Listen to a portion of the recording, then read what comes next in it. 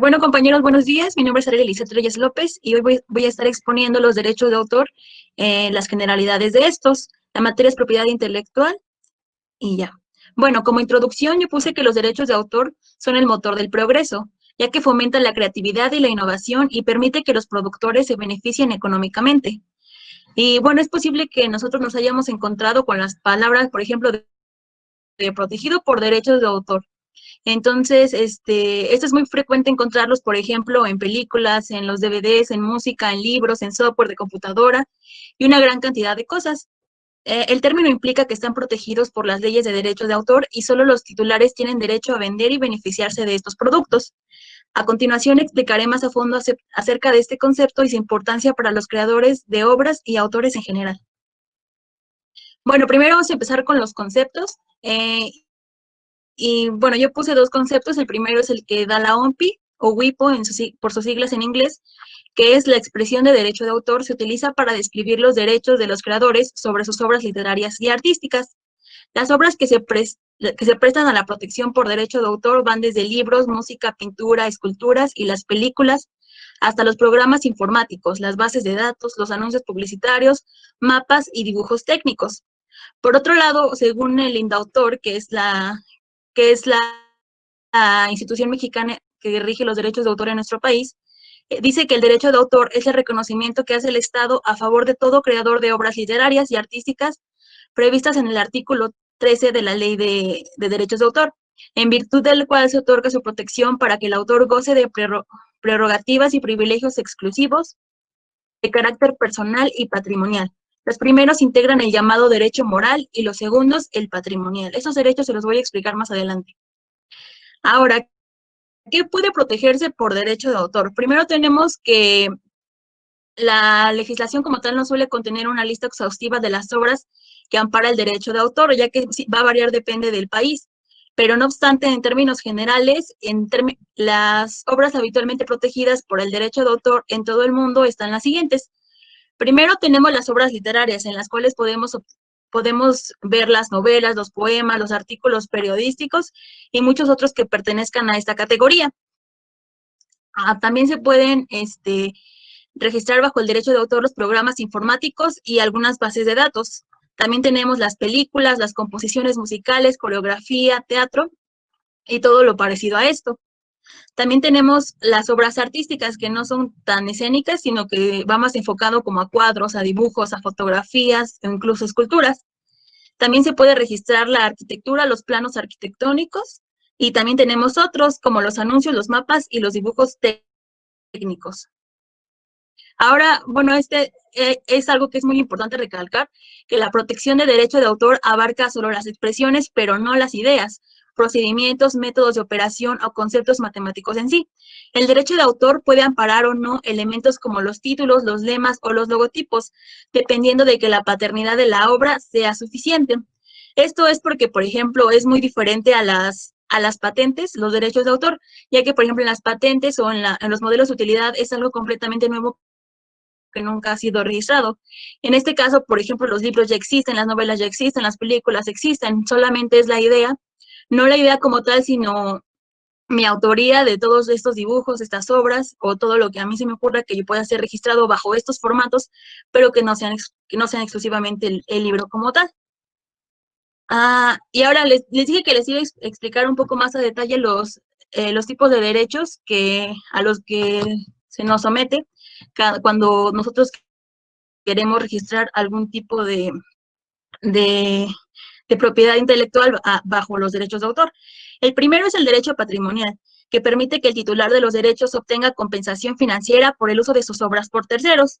Y el segundo es el derecho moral, que protege los intereses no patrimoniales del autor.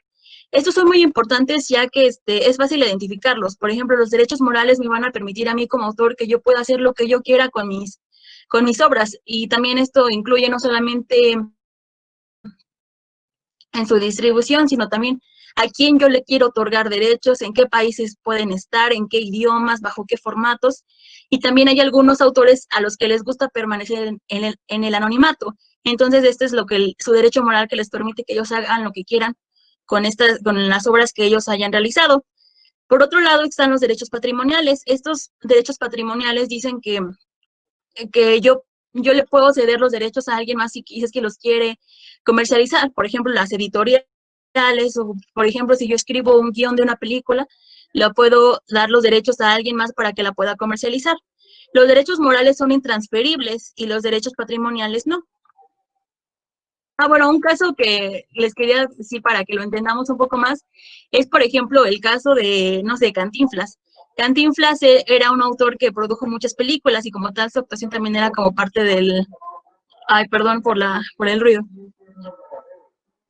Entonces, él como tal tenía los derechos de autor de todo lo que escribía, pero al momento de morir, los derechos patrimoniales, él los obtuvo bueno, sus herederos, y entonces ellos tienen la capacidad de distribuir todo lo que era parte de él. Lo mismo pasó, por ejemplo, con la música de Michael Jackson, que ahora le pertenece a su hermana. Entonces, otra cosa que hay que recalcar es que en la mayoría de los casos en la legislación del derecho de autor se estipula que el titular de los derechos goza del derecho patrimonial a autorizar o impedir determinados usos de la obra o en algunos casos a recibir una remuneración por el uso de la obra, por ejemplo, por medio de la gestión colectiva. Y ahora, ¿cómo está fundamentado esto según los derechos humanos? Y es que según el artículo 27 de la Declaración Universal de los Derechos Humanos, todos tenemos derecho a la protección de los intereses morales y materiales, por ser autores o coautores de producciones científicas, literarias o artísticas. En función de cuántos autores participan en ella, una obra puede clasificarse como individual, que es creada solamente por una persona, o como compleja, que es elaborada por dos o más personas. Por ejemplo, puede ser el caso de una película, en donde intervienen muchas personas creativas para que se lleve esto a cabo. Bueno, ahora, las condiciones de uso de una obra. Primero es que tenemos que llevar un registro.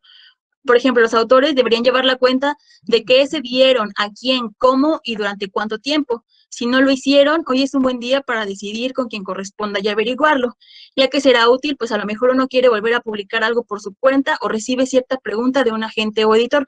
Eso es muy importante, no solamente como de, llevo mi registro, sino que es también para evitar como batallas legales, ya que, por ejemplo, si yo le cedí mi película, no sé, a Netflix, un ejemplo, entonces por cuánto tiempo se la di para yo poder reclamar mis derechos y no están abusando de la autoridad que les está uno dando. Otra condición de uso es el formato. Y es que hay una gran variedad de derechos patrimoniales que se pueden ceder o licenciar y múltiples combinaciones posibles. Por ejemplo, es el caso de los libros, que es un medio impreso o un ebook, que son los que se dan a través de plataformas como Kindle o Amazon, que es el concepto electrónico de este libro. Yo lo puedo registrar como un libro que está como tal impreso o como un libro electrónico. Y cuando se trata de una publicación periódica, en inglés se designan serial rights. Se puede concretar más como el derecho de permitir que sea parte de una antología o el derecho para que se publique solamente un fragmento. Yo puedo ceder los derechos si quiero que como tal distribuyan mi libro o solamente una parte de este. Ahora tenemos los subsidiarios. Es posible negociar algunos de los llamados derechos subsidiarios, que es, por ejemplo, hacer un videojuego, un cómic, vender merchandising o llevar la idea al teatro, cine o televisión. Un ejemplo es, yo puse los libros de Hablando Sola, que es de una autora mexicana que es Daniela Rivera Zacarías. Bueno, estos libros a mí en lo personal me gustan mucho y la autora tiene los derechos de autor no solamente de los libros que ha publicado, sino también de las ilustraciones que estos contienen, ya que ella las dibujó. Entonces ella tiene los derechos de autor de estos, pero también ella ha cedido los derechos, por ejemplo, a las mochilas Chenson para que ellos distribuyan las imágenes que ella tiene para que puedan ser impresas y vendidas en mochilas. Aparte de las editoriales que quieren hacer como una edición de estos libros. Ahora, también tenemos que tener en cuenta la concurrencia. Si es o no la primera vez que se publica, los primeros derechos se les llama first right y son los que más importan, que nunca se haya publicado en ese formato y lengua sin estar protegido por algún medio, alguna contraseña. Aunque el autor también puede transferir unos segundos derechos, como el reprint, que son como las ediciones futuras de los libros, un ejemplo, si encuentra algún interesado. Otra condición de uso de una obra es el territorio, y es que los derechos pueden pactarse por una zona o ser internacionales. Una de las tareas de los agentes literarios es la gestión de los derechos en otros países, que por su parte las editoriales tienen contacto con agentes de otros estados. También existe una compañía que se llama PopMatch, que es la encargada de gestionar toda la internacionalización de los derechos de autor, ya puede ser en libros, puede ser en revistas, en cómics, en películas, etcétera. Es la que tiene como casi el monopolio de hacer esto a nivel internacional. Bueno, otra condición de uso es el idioma, y cuando no se especifica que un derecho se refiere a una lengua concreta, se entiende que es para todas. Y por cierto, al traducir se crea una obra derivada que a su vez genera derechos de autor, incluso aunque la producción original sea de dominio público. Por ejemplo, si alguien quiere hacer una traducción de un libro, también le cuentan como estos tipos de derechos de autor, aunque el autor como tal tenga su derecho de autor en el idioma original. Ahora tenemos el tiempo. El tiempo es la duración del contrato, meses o años, que igualmente es posible conceder el derecho para que sea publicado o autorizar que permanezca archivado o disponible en línea. Esto es porque a veces le cedemos los derechos uno como autor le puede ceder los derechos, no sé, por ejemplo, a un cantante de que cante determinada canción, pero también hay un límite de tiempo, cuánto tiempo tú puedes transmitir mi película o cantar mi canción, pues ya que son cosas de mi autoría y que tienes que respetar el tiempo por el que yo te las estoy dando, te estoy cediendo los derechos.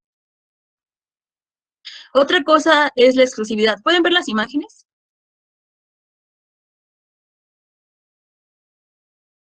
Sí, haré. Bueno, aquí en exclusividad, es que en cierto mercado o no. Y aquí yo puse, por ejemplo, las imágenes de Netflix y de Disney Plus, ya que ellos tienen series originales, y como tal ellos tienen la exclusividad de que solamente se transmita a través de sus plataformas. Una cosa es que, por ejemplo, Disney, al querer lanzar su nueva plataforma de streaming, y una de sus estrategias fue que quitó su contenido de Netflix. A Netflix, le cedieron contenido de algunas películas y series de Disney que después le fueron retiradas. Esto quizás se cumplió el contrato o quizás no el tiempo de que le cedieron los derechos, pero al momento si Disney quiere retirar alguna película de Netflix, tendrá que hacerlo, pero pagarles una indemnización por esto, ya que no está cumpliendo como tal el contrato.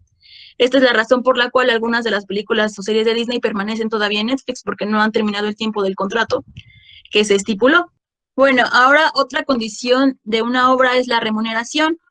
Es la remuneración o no por explotar la obra y cómo se realizan los pagos, variando las convenciones de unas artes a otras y los tipos de una legislación a otra. Esto va a depender de cuánto yo quiero recibir por esto, y si yo tengo los derechos de comercializarlo o yo tengo los derechos exclusivos como autor y se los quiero ceder a alguna otra entidad.